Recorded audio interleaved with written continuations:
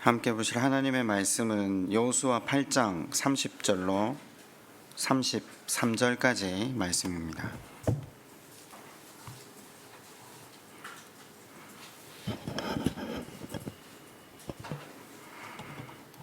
여호수아 8장 30절로 35절까지 교독하도록 하겠습니다. 그때 여호수아가 이스라엘의 하나님 여호와를 위하여 에바의 산에 한 제단을 쌓았으니 이스라엘 자손에게 명령한 것과 모세의 율법책에 기록된 새 돌로 만든 제단 위 여호와께 언전과 화목제물을 여호수아가 거기서 모세가 기록한 율법을 이스라엘 자손의 목전에서 그 돌에 기록하매 온 이스라엘과 그 장로들과 바리들과 제사장들과 본토인뿐 아니라 이방인까지 여호와의 언약궤를 맨 레위 사람 제사장들 앞에서 궤의 좌우에 서되 절반은 그리심산 앞에 절반은 에발산 앞에 섰으니 이는 전에 여호와의 종 모세가 이스라엘 백성에게 축복하라고 명령한 대로 하니라. 그 후에 여호수아가 율법책에 기록된 모든 것대로 축복과 저주하는 율법의 모든 말씀을 낭독하였으니 모세가 명령한 것은 여호수아가 이스라엘 온 회중과 여자들과 아이와 그들 중에 동행하는 거류민들 앞에서 낭독하지 아니한 말이 하나도 없었더라. 아멘. 집에 아이들에게 수학을 가르칠 때마다 매번 확인하게 되는 한 가지 사실이 있습니다. 덧셈, 뺄셈, 나눗셈, 곱셈을 가르친 다음에 그게 복합적으로 응용이 된 문제를 풀게 해보면 방금 배운 덧셈, 뺄셈, 곱셈, 나눗셈 하나하나는 제대로 했는데 합쳐진 문제, 그러니까 응용하는 문제를 풀 때는 미궁에 빠져드는 모습을 자주 확인합니다. 그래서 아이들에게 다시 그 응용 문제를 잘 풀 수 있는 비결이 결국은 각 기본과 개념을 이해하는 거겠죠. 개념 자체를 이해한다면 어떤 문제가 복합적으로 이루어진다 해도 그 복합적인 문제의 답을 잘 찾아낼 수 있지 않겠습니까? 성경의 사건이나 비유들도 마찬가지입니다. 각 사건 그리고 모든 비유들은 한 가지 목적을 향해 나아가고 있습니다. 하나님 나라입니다. 어떻게 하면 구원을 이룰 수 있는가? 그것이 명확한 주제입니다. 성경의 대전제, 그러니까 이 개념을 잘 이해하면요, 실은 우리가 성경에서 만나는 각 사건, 그리고 예수님께서 우리에게 들어 보이시는 비유, 이것을 이해하는 데 전혀 어려움이 없어질 겁니다. 4번 한 4번에 걸쳐서 축복과 저주의 사건을 통해 성경 전체의 개념을 한번 잡아보려고 합니다. 신구약 전반적인 개념을 다시 한번 잘 잡아두면요, 아마도 우리가 다시 성경을 이제 새해부터 읽기 시작하셨지 않습니까? 그 읽고 계신 성경 속에 나오는 사건과 비유들에 대한 이해가 조금 더 명확하고 깊어지지 않을까. 여러분, 그 전에 먼저 제가 질문을 하나 다시 드려볼게요. 성화가 무엇입니까?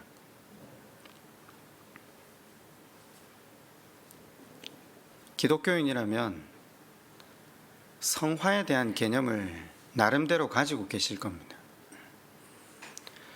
적어도 우리가 함께 몇 년간에 걸쳐서 말씀의 본질에 대한 이해를 가지기 위해 애를 썼다면 우리가 흔히 생각하는 성화의 개념에서 성경이 말하고자 하는 성화의 개념으로 이동이 있으셨을 거라고 저는 생각합니다. 흔히 성화라고 하면 제일 먼저 뭐라고 떠올리십니까? 선한 삶을 사는 것이라고 생각합니다. 그럼 제가 다시 질문해 볼까요? 선한 삶을 살아서 구원을 얻는다는 생각을 가진다면 공로주의잖아요. 율법주의잖아요. 그런데 왜 이제껏 성화하면 다 선한 삶을 사는 것이라고 서슴없이 생각하셨죠? 그렇게 배웠으니까. 주님 닮아가는 모습이니까. 주님 닮아가는 모습이 과연 선한 삶을 사는 것에 국한될까요? 물론 맞습니다. 선한 삶을 사는 건 맞는데 성화의 본질은 선한 삶은 결과이지 내용은 아닙니다. 방금 말씀드렸다시피 선한 삶은 공로주의거든요. 은혜 누릴 자격이 없는 인생인데 하나님께서 값없이 은혜를 베푸셨다는 사실을 깨닫는 거죠.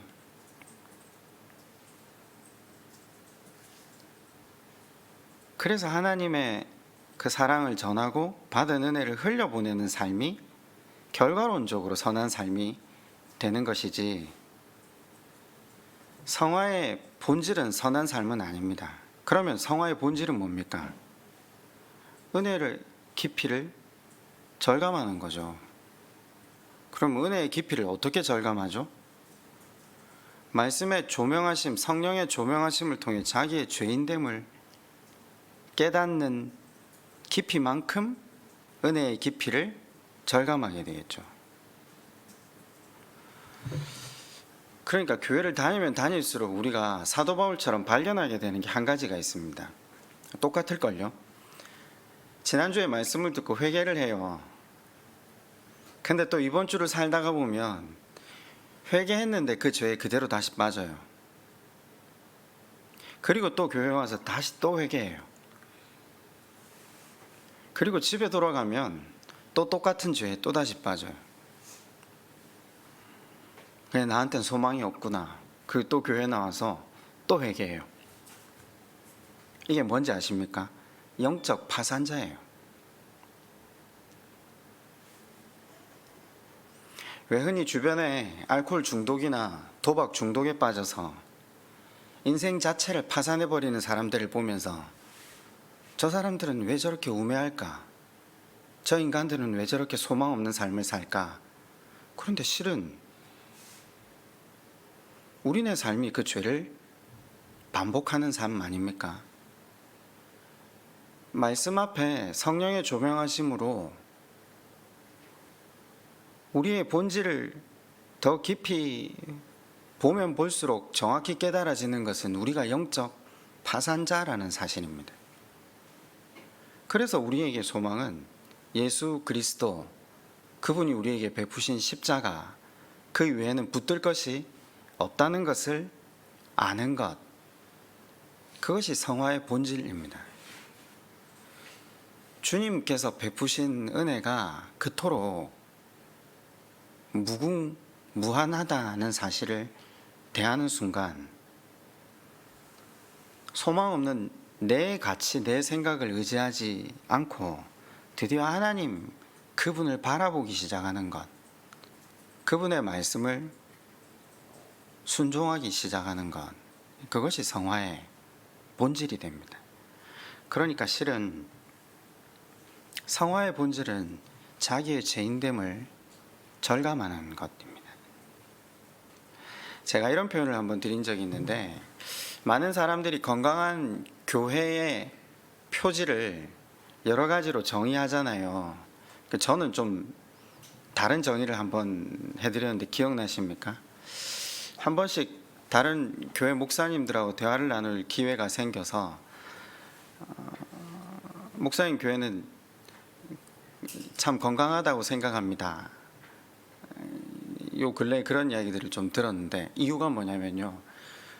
제가 한번 성도분들에게 감사를 표현한 적이 있었는데 우리가 하나님 바라보면서 걸어가는 그 애쓰는 삶의 모습들이 실은 교회 건강의 지표를 나타내지 않습니까?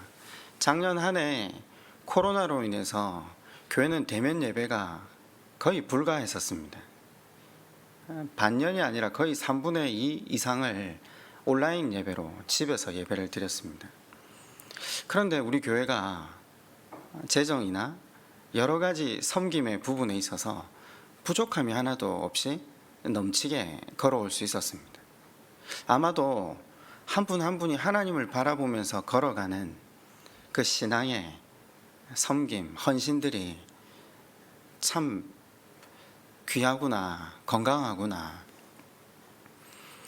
재정이나 여러 가지 헌신의 모습들이 줄지 않고 오히려 늘고 채워졌다는 소식을 들을 때마다 목사님들이 그런 이야기를 한 번씩 하시더라고요. 목사님 교회가 참 건강하군요. 시내가 교회가 참 건강하군요. 저는 그때마다 이렇게 또다시 대답을 했어요. 우리 교회는 자기한테 소망 없는 것, 그래서 예수 그리스도만 의지하는 사람들이 갈수록 늘어나는 것 같다고. 저는 그게 교회 건강함의 지표라고 생각하거든요. 성화에 대한 개념, 또 일전에 제가 한 가지 개념을 더 말씀드렸는데 저는 구약을 푸는데 굉장히 어려웠어요. 전 구약의 개념을 이해하는데 굉장히 오랜 시간이 걸렸어요. 구약의 개념이나 신약의 개념이 똑같은 개념인데 읽는 말씀은 문자적으로 다르더라고요. 왜냐하면 잘하면 복 주고 불순종하면 저주한다라고 하더라고요. 한 가지가 구약이 어떻게 너무 이해가 되기 시작했냐면 구약의 사실 절반이 선지서잖아요. 그 선지서에 나오는 모든 선지자들의 말씀의 본질은 저주거든요. 그래서 사람들은 저주가 어떻게 이루어졌는지를 찾잖아요. 그리고 앞으로 이 저주가 어떻게 이루어질까를 찾거든요. 근데 한 가지 개념이 풀리면서 구약 전체를 바라보는 시각 자체가 바뀐 개념을 제가 한번 설명드렸어요. 선지자들로 하나님께서 말씀하신 그 저주는 이루어지게 할 의도가 없는 말씀이라고요. 하나님의 사랑의 전류라고요. 우리로 하여금 우리의 본질을 깨닫게 하고 하나님 다시 바라보게 하려는 하나님의 사랑의 메시지였다는 거죠. 여러분, 이거 하나 아는 게 구약을 바라보는 시각 전체가 저는 다 바뀌었거든요. 그리고 오늘 다시 한 가지 개념을 더 설명드리려고요. 아마도 이 개념에 대한 바른 이해가 있으면 구약과 신약에 대한 바른 전제가 우리 가운데 세워지리라 저는 믿습니다. 제가 지난주 목요일 날 퀴즈를 하나 내드렸거든요.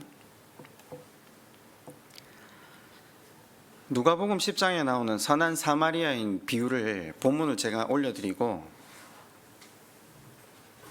율법사와 예수님이 나누시는 대화였잖아요. 읽어보셨겠죠? 그래서 예수님이 그 율법사에게 너도 가서 이와 같이 선한 사마리아인의 삶을 살아라 했죠.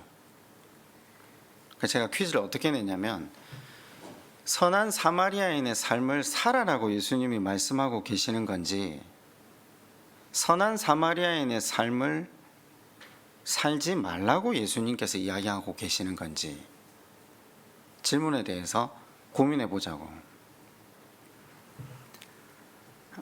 일단 아무도 저한테 선뜻 답을 해오신 분은 없습니다. 뻔한 답은 우리 모두가 알고 있잖아요. 우리 일평생 교회 다니면서 누구 한 명 선한 사마리아인의 삶을 살아야 함을 의심한 적이나 있습니까? 당연히 주님이 명령하셨잖아요.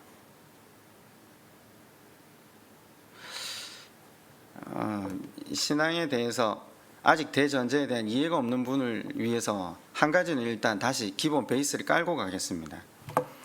그리스도인이 하나님께로부터 받은 은혜 때문에 그 은혜를 흘려보내는 것을 부정하는 말씀이 아닙니다. 그건 당연한 겁니다. 그건 전제로 깔아둡시다.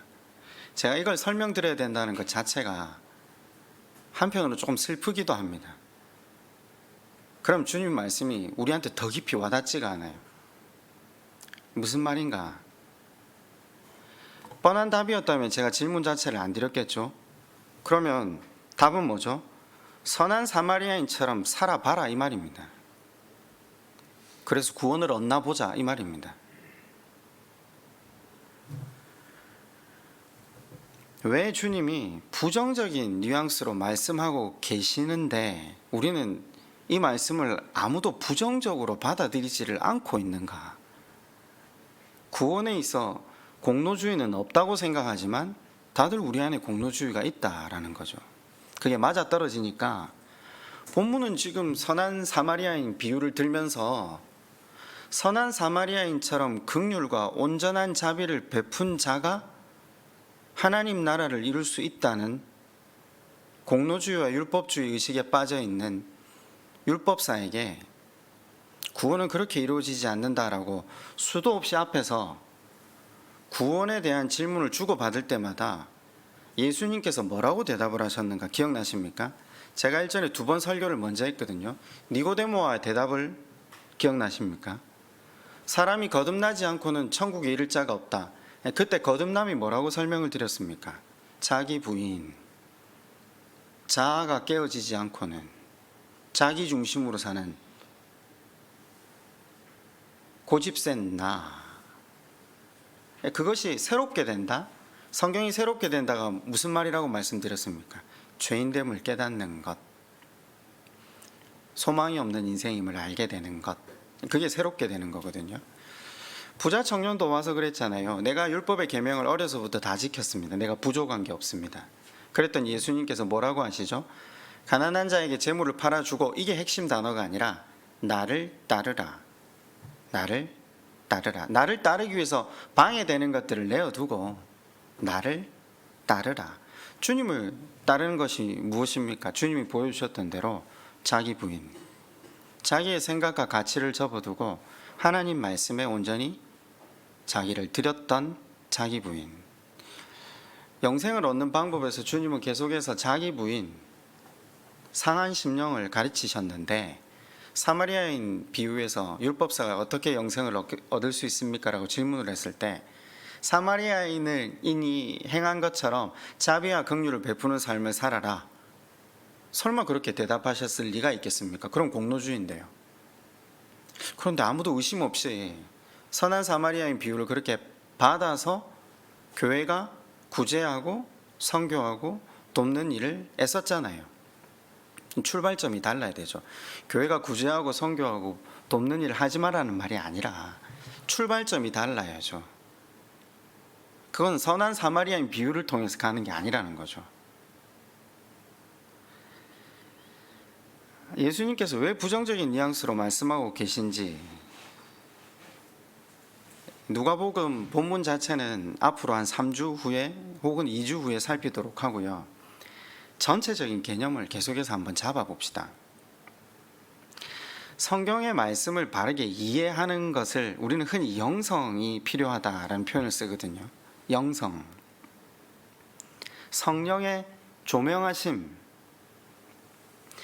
그 성령의 조명하심은 어느 날 하늘에서 뚝 떨어지는 깨달음이 아닙니다. 물론 그럴 수도 있지만 일반적으로 성경에서 쓰이는 방법은 아닙니다. 그러니까 예를 하나 들어드리면 기도 세게 하면 온유, 겸손, 절제, 양선, 인내, 이런 성령의 열매가 우리 안에 맺어지는 게 아니라고 했습니다. 성령의 열매는 어떻게 맺어진다고요? 성경에 쓰여 있는 대로 성령께서 일하시는 일반적인 방법은 우리로 구덩이와 광야, 하나님의 긴 고난의 학교를 통과하면서 거듭되는 실패의 반복을 통해 말씀에 대한 깨달음, 사람들을 통해 주는 메시지가 우리 안에 익혀져서 하나님의 그 말씀에 대한 이해가 점점 넓어지고 깊어지는 거죠. 주중에 집사람하고 이야기를 하다가 저한테 집사람이 그런 이야기를 하더라고요.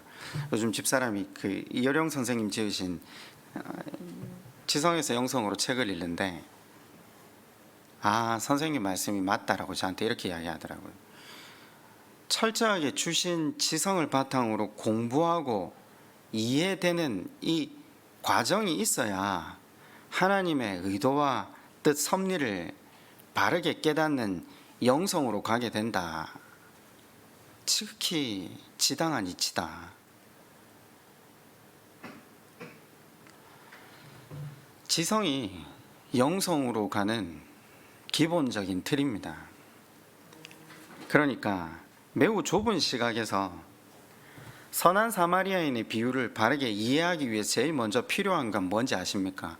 국어입니다. 그냥 국어입니다.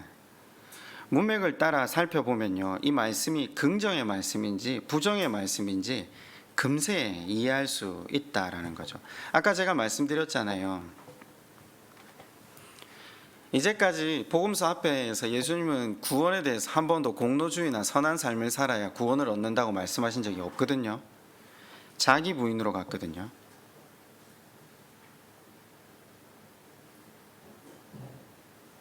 그런데 앞에서 그 방법을 가르치신 예수님께서 갑자기 선한 사마리아인처럼 살아야 구원을 얻을 것이다 라고 말하는 건 만무하지 않습니까?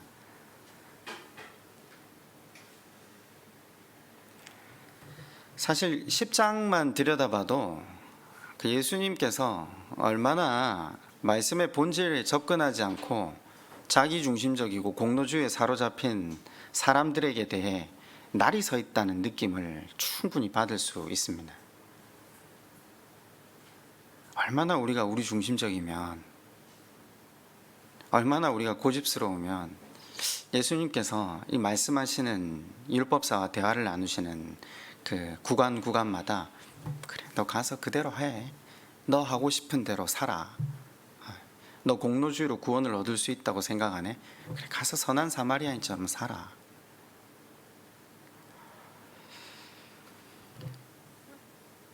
다시 한번 고민을 해봅시다. 성경에서 해라, 그러면 복 받는다. 하지 마라, 그러면 저주 받는다. 우리는 거기에만 얽매일 때가 많거든요. 그렇지 않습니까?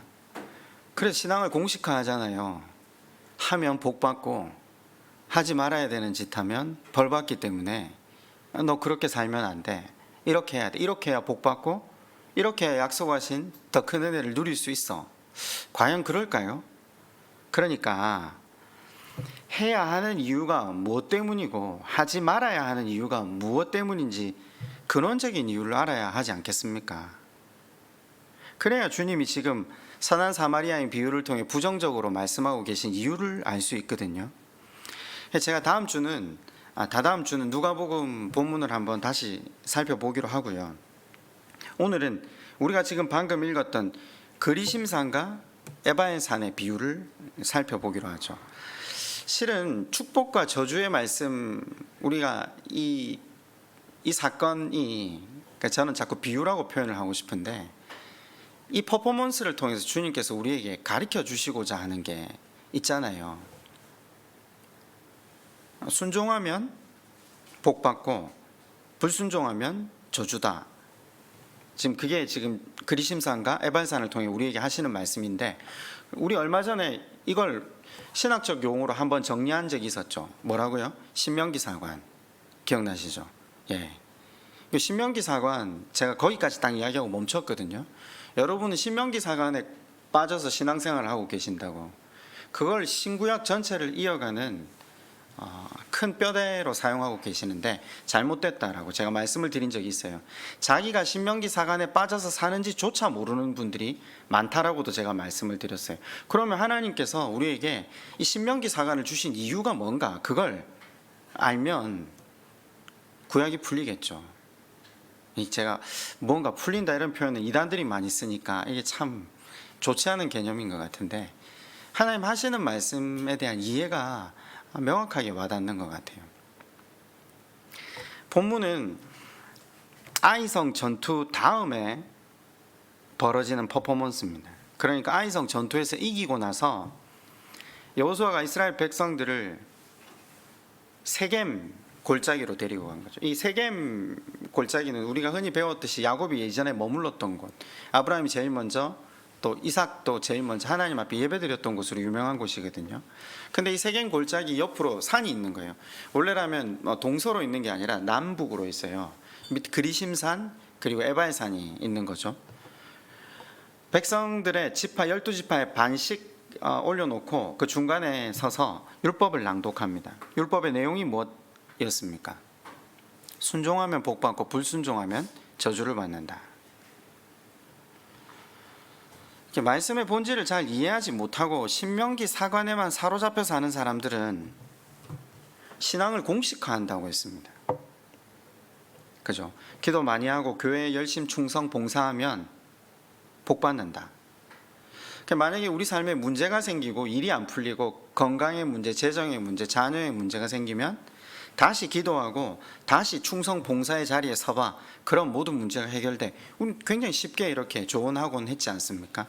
신앙을 공식화했기 때문이죠. 아니요, 신명기 사관을 잘못 이해했다라는 거죠. 명령을 주신 분의 의도를 알고 말씀을 순종해야 되는데, 명령을 주신 분의 의도를 모르니까 우리는 그걸 복받는 수단으로만 삼았던 거죠. 아니면 저주를 피하기 위한 수단으로만 생각했던 거죠. 하나님께서는 이 땅을 살아가고 있는 우리에게 좋은 것 주시려는 분이십니다. 우리가 언제 구원받을 만한 행동을 해서 하나님의 자녀가 먼저 되었습니까? 아닙니다. 우린 이 땅을 살아가는 모든 사람들이 로마서 3장에서 똑같이 정의하듯 그냥 같은 죄인이었습니다. 근데 하나님께서 우리에게 먼저 은혜를 베푸셔서 우리를 부르시고 우리가 말씀을 통해 죄인됨을 깨닫고 하나님 바라보기 시작한 거죠. 하나님께서 우리에게 진정으로 주시고자 하는 것은 하나님 나라라고 말씀을 드렸습니다. 물론 이 땅에서도 하나님께서 좋은 거 주시길 원하시는 분이십니다. 그런데 우리가 하나님 나라를 이루는데 그 좋은 것들이 방해가 될 때 하나님께서 그것을 우리에게 잠시 거두어 가시기도 하고 다시 주시기도 하시는 과정이 인생의 여정이라고 했지 않습니까? 구원을 이루는 방법, 그리고 하나님 나라를 이루는 방법에 있어서 가장 그것을 방해하는 요소가 성경은 무엇이라고 가르치는지 아십니까? 율법주의입니다. 공로주의입니다. 우리가 2주간에 걸쳐서 하나님 나라를 이루는 데 가장 방해가 되는 중대한 범죄가 성령 회방죄라고 배웠습니다. 몇 주간 예배를 드리시지 않았던 분들도 계시겠죠. 그래서 오늘 처음 예배를 드리시는 분들도 있을 거라고 저는 생각합니다. 성령 회방죄가 왜 공로주의인가? 그리고 왜 우리가 그 성령 회방죄에 자유할 수 없는 존재들인가? 제가 어떻게 설명을 드렸냐면요, 아간이 그렇게 큰 벌을 받은 이유는요, 단순히 물건 하나 훔쳐서 받은 벌이 아니었다라고 했습니다. 이 물건은 온전히 바쳐져야 할 물건, 그러니까 히브리어로 희생제물이었죠. 희생제물은 하나님께 예배드릴 때 바쳐지는 제물입니다.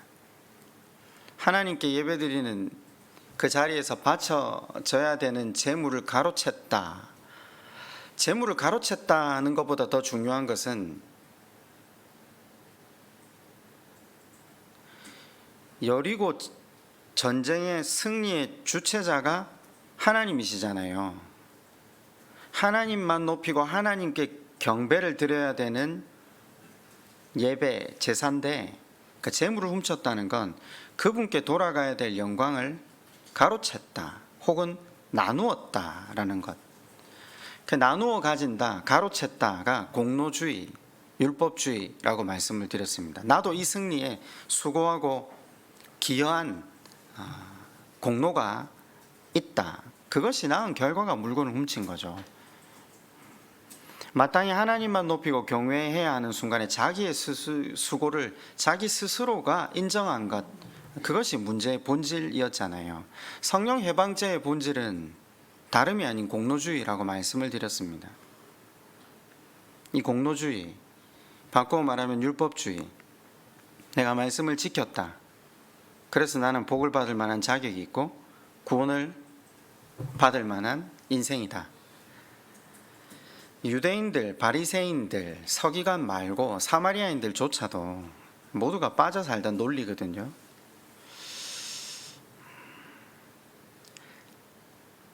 저는 성령께서 저 마음을 조명하시기 전에 저 자신이 한 번도 아간이라고 생각해 본 적 없습니다. 적어도 교회에 다니면서 하나님께 올려드려야 될 재물을 훔쳤다, 겁이 나서 그럴 수 있는 수준도 못 됐고요. 한 걸음 더 나아가 저는 제 자신이 바리새인이라 서기관이라는 생각도 해본 적도 없습니다. 아마 생각을 했다면요, 살아가면서 불의한 사람들에 대해서 그렇게 핏대 올려가면서 비판하진 않았을 겁니다.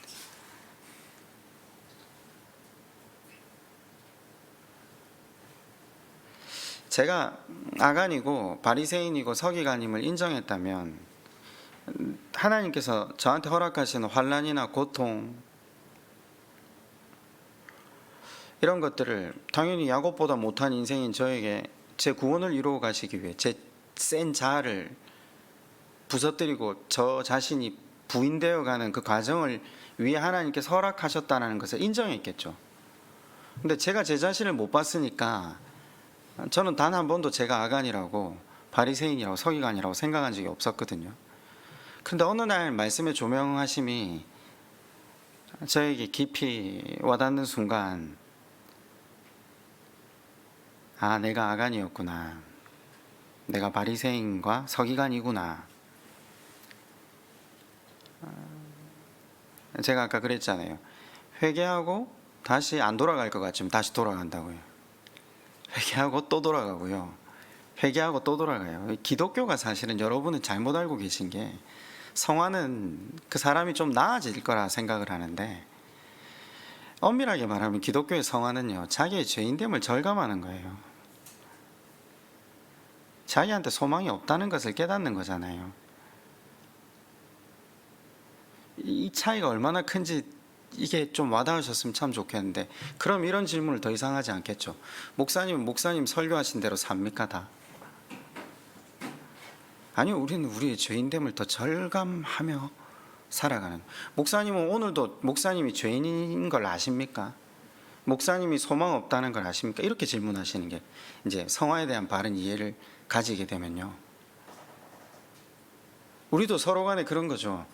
너 말씀 들었는데 너 왜 어제보다 오늘 더 못해? 제발 좀 더 나아져야 돼. 아니요, 잘 안 나아진다니까요. 잘 안 나아져요. 거의 안 나아져요.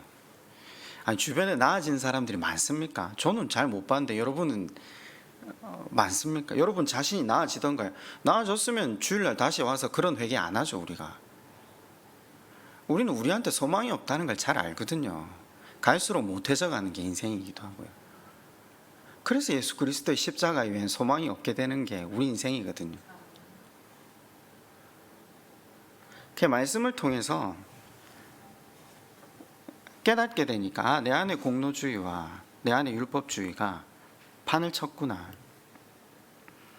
근데 사실 신앙의 구력이 더해지면서 이 정도 수준은 있죠. 내한테 돌아오는 찬사나 박수에 대해서 그게 하나님께 돌아가야 될 영광이니까 그것 정도는 가로채지 않는 행동을 해요. 거기까지는 가거든요. 왜 지난 3주 전이네요. 신년 예배 때 바벨탑을 쌓는 것이 하나님께 돌아가야 될 영광을 가로채는 일이라고 말씀을 한번 드린 적이 있잖아요. 공로주의를 현실의 삶에서 적어도 표현하지 않는 사람들, 그 다음 단계의 공로주의가 어딘지 아십니까? 이런 거죠. 하나님 저에게 왜 이러십니까? 이게 공로주의라고요. 이게 율법주의라고요. 적어도 제가 저 인간들보다는 나은데 왜 저들을 통해 제가 고난을 받아야 됩니까? 하박국과 같은 질문이죠. 왜 제가 이와 같은 환난을 당해야 됩니까? 욥이 드린 질문이에요. 제가 하나님 앞에 뭘 그래 잘못했다고? 아니요, 원래 우리가 소망이 없는 죄인이라고 고백했잖아요. 일방적으로 베푸신 하나님의 은혜로 하나님의 자녀가 되었지만 우리의 현 주소는 우리의 중심으로 살아가는 자들이기에 자기를 부인하는, 그러니까 하나님 나라를 당겨와서 살아가지도 못하는 수준의 삶이기 때문에 하나님이 이루어 가시는 그 훈련을 통해서 하나님 나라를 이루어 갈 수 있도록 우리에게 허락하시잖아요. 그 실은 우리에게도 아브라함이 보낸 그 긴 훈련이 필요하고요. 이삭이 겪었던 그 많은 전쟁이 필요하고요. 야곱이 통과했던 그 환난과 고난과 역경이 있어야 우리의 센 자아가 부서진다는 것. 요셉처럼 깊은 절망의 구덩이에 빠지지 않고는 도무지 하나님의 형상으로 새롭게 될 재간이 없는 게 우리 인생이거든요. 그런데 우린 자주 하나님 앞에 질문하죠. 왜 저한테 이런 고난을, 왜 제가 이런 환난을 당해야 됩니까? 그냥 매 순간 자기 중심으로 사는 거죠. 공로주의죠.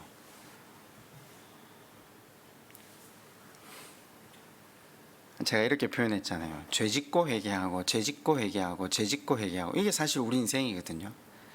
우리의 영적 상태를 그냥 있는 그대로 표현하면 영적 파산자라는 표현을 했는데, 제가 주일 아침에 너무 표현이 과격한지 모르겠는데 그걸 인정하는 게 성화예요. 그걸 인정하고 주님을 바라보는 것, 매주 내 소망 없음을 알고 주님을 의지하는 것, 그걸 주님을 인격적으로 만나는 것이라고 표현을 하죠. 우리가 주님을 인격적으로 만나는 건요, 우리가 이전에 다니면서 수련회 때 한번 만난 주님으로 그쳐져야 되는 게 아니라 실은 날마다 주님을 더 인격적으로 만날 수밖에 없다라고 말씀을 드렸어요.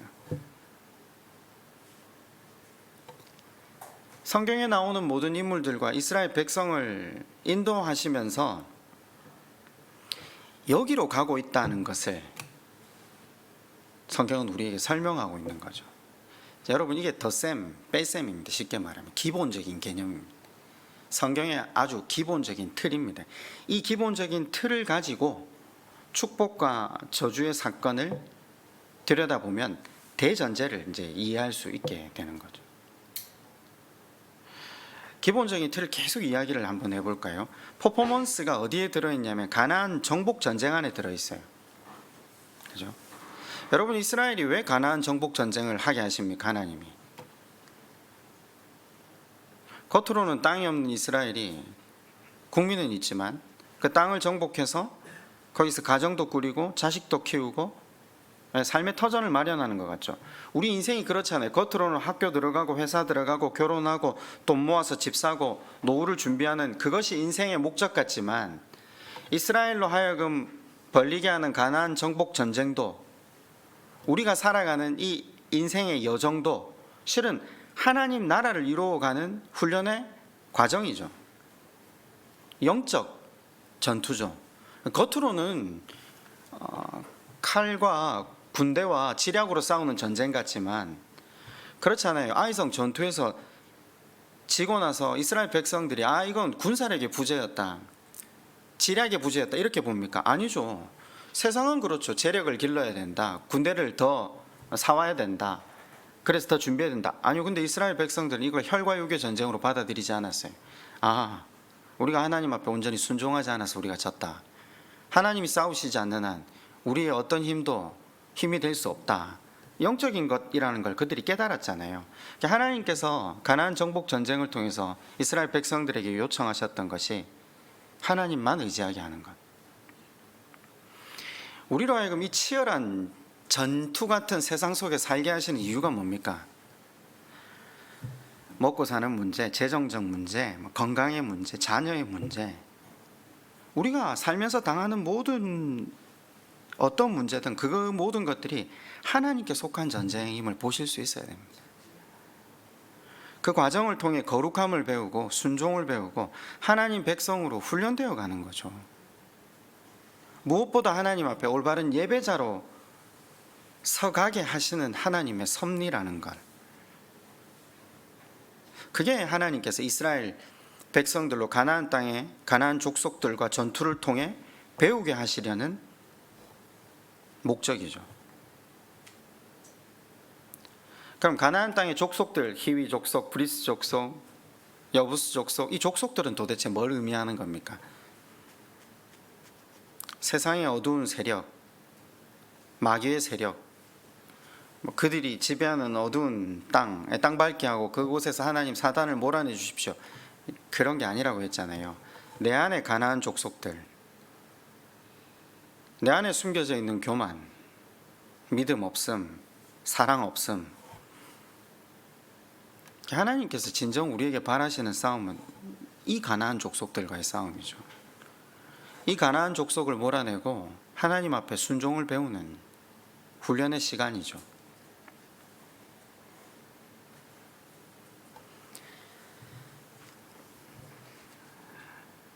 이제 48분이나 되었는데 뒷부분을 약간 하나 좀 정돈을 하면서 질문을 하나 하고 오늘 설교를 맺을까 해요. 누가복음에 질문을 던지고 난 이후에 성도분들이 굉장히 성경을 보시면서 찾으려고 애를 쓰셨던 것 같은데 오늘도 질문을 하나 드리려고요.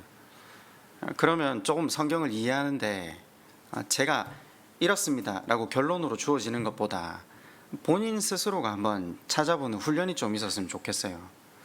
지금 이스라엘 백성들이 복과 저주를 귀로만 들어서 하는 게 아니라 방금 여리고성의 성공 그리고 아이성의 실패를 통해 순종과 불순종의 차이를 뼈저리게 경험한 다음에 그리심산과 에발산 앞으로 부르셨어요.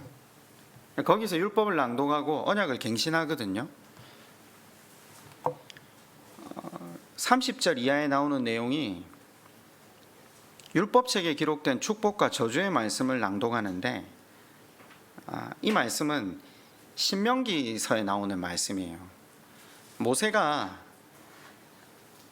이전에 너희가 가나안 땅에 들어가서 그 땅을 정복하거든 너희가 반드시 이 일을 행하라. 그래서 신명기 11장 29절에 이렇게 기록되어 있어요. 내 하나님 여호와께서 내가 가서 차지할 땅으로 너를 인도하여 들이실 때에 너는 그리심산에서 축복을 선포하고 에발산에서 저주를 선포하라. 신명기 11장을 나중에 집에 가서 한번 읽어보십시오. 그러면 여기에 모세가 한 내용 그대로를 여호수아가 이제 그 땅 가운데 들어가서 시연하는 겁니다.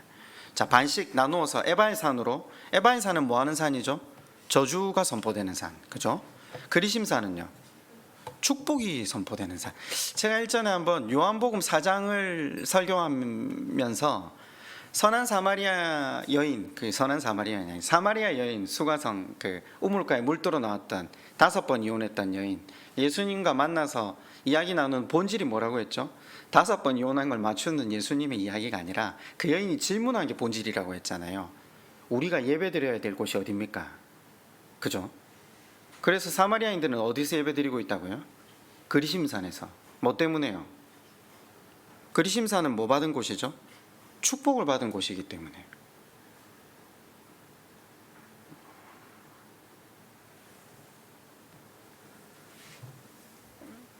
여러분, 그러면 이제 말씀이 선포되고 이스라엘 백성들을 12지파를 반을 나누어서 그리심산 반, 에발산 반에 오르게 하거든요. 자, 여기서 이제 질문을 하고 말씀을 마칠까 해요. 여러분 같으면 어느 산에 올라가시겠습니까?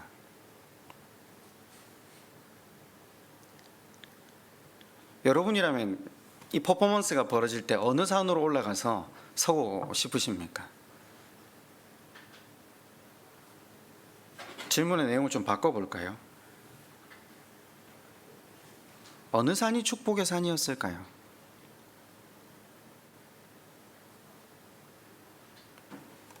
과연 축복의 산이 있을까요? 이걸 한번 생각해 봅시다. 네. 그럼 하나님께서 왜 이런 퍼포먼스를 벌리는가를 이해하게 되십니다. 이렇게 비유나 사건 속으로 들어가지 마시고 이 비유나 사건을 일으키시는 하나님의 의도를 한번 깨닫자는 거죠. 그러면 다음 비유도 이해가 되고 다음 사건도 이해가 되기 시작해요. 자꾸 그 안으로 안 빠져들어가는 거죠. 한 주간 또 말씀을 한번 읽어보시면서 고민해 보셨으면 좋겠어요. 하나님께서 이와 같은 명령들을 우리에게 주시는 이유가 뭘까? 우리는 로봇가 아니거든요. 자유의지를 주시고 하나님 우리에게 복 주시기를 원하시는 분이시거든요. 그분의 의도를 깨닫고 살면 우리에게 진리가 자유하게 한다라는 말씀이 성경에 있잖아요. 하나님께서 우리에게 주시고자 하는 건 자유지 우리를 컨트롤하려고 하는 게 아니잖아요. 모쪼록 성령 하나님의 조명하심을 통해 그 하나님의 의도를 바르게 깨달아서 주시고자 하는 그 은혜 가운데 살아가시는 저와 여러분 되시기를 주님의 이름으로 축원드립니다. 우리 한번 이 시간 기도할까요?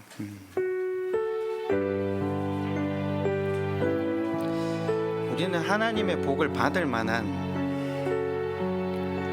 내용 있는 삶을 살았다거나 계속해서 이어지는 열심 있는 삶으로 나아간 적은 없습니다. 사실 죄를 반복하는 인생들 아닙니까? 그런데 하나님께서는 우리에게 한결같은 은혜 더하시는 분이십니다. 실은 우리가 잘해서 복 받은 게 아니라 못할 때도 복 주시는 하나님이십니다. 원래 복 주시기로 작정하신 분이 하나님이시거든요. 그 하나님의 의도를 좀 깨달을 수 있게 해달라고. 그래서 하나님 바라보며 겸손히 나아가는 인생 되게 해달라고. 우리 시간 그렇게 하나님 앞에 한번 함께 기도하겠습니다.